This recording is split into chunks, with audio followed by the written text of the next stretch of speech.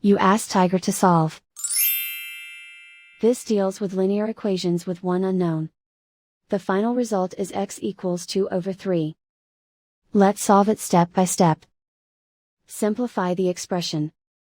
Simplify the arithmetic. Group all constants on the right side of the equation. Add 2 to both sides. Simplify the arithmetic.